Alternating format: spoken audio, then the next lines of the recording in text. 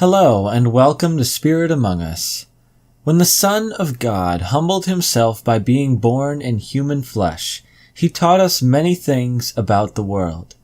This week, I'd like to look at the last command that Jesus gave us while he was here on earth, also known as the Great Commission. Matthew chapter 28, verses 18 through 20. And Jesus came and said to them, "All authority in heaven and on earth has been given to me. Go, therefore, and make disciples of all nations, baptizing them in the name of the Father and of the Son and of the Holy Spirit, teaching them to observe all that I have commanded you. And behold, I am with you always to the end of the age." At the time when Jesus was here, this command was given directly to his disciples. But the importance of it is extended into today as well. Not all the nations have been made into disciples yet, so this is a command we can still follow. Go and make disciples.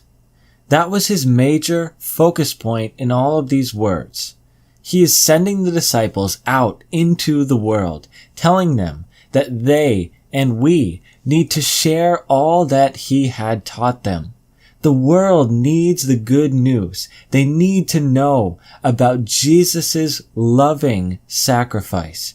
They need to know that he was willing to be crucified on a cross to die for them, to spare them from eternal punishment.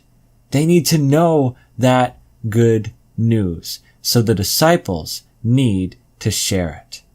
So, in understanding this verse as it applies to our lives today, I simply want to look at this fact, that according to the Gospel of Matthew, this is the last command Jesus has given us.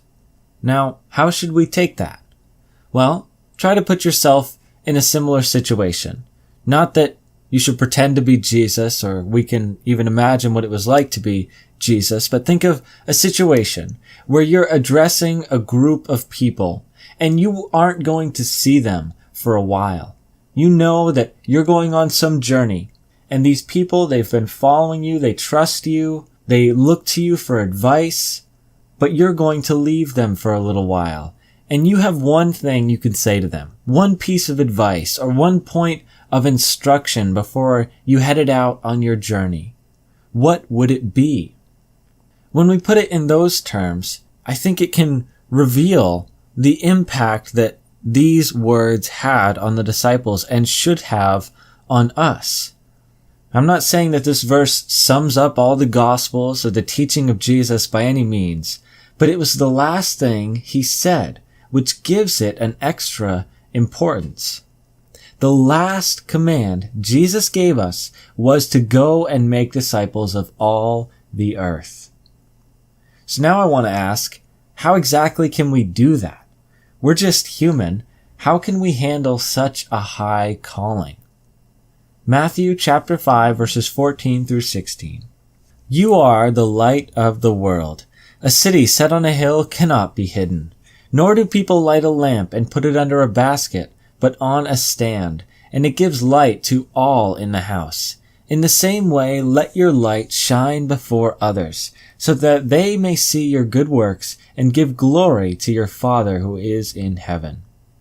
Jesus declared that we are the light of the world. Because we know him, and he is the source of all light, we are made to be his light. It's important for us to recognize that the light doesn't come from us, but from the Holy Spirit inside of us. This is also a reassuring thing to keep in mind. Knowing the truth about this takes the pressure off, because it's not up to us to save people. That's up to God. He's the one who works through us. So even if it's through our hands that someone comes to know Jesus, God is the one who did the work, and he is trustworthy with that job. So, don't be afraid. The last command Jesus gave us in the Gospel of Matthew was to go and make disciples. Remember that the Holy Spirit is the one working through you, and allow Him to lead you into following this great command. Thank you for watching, and God bless.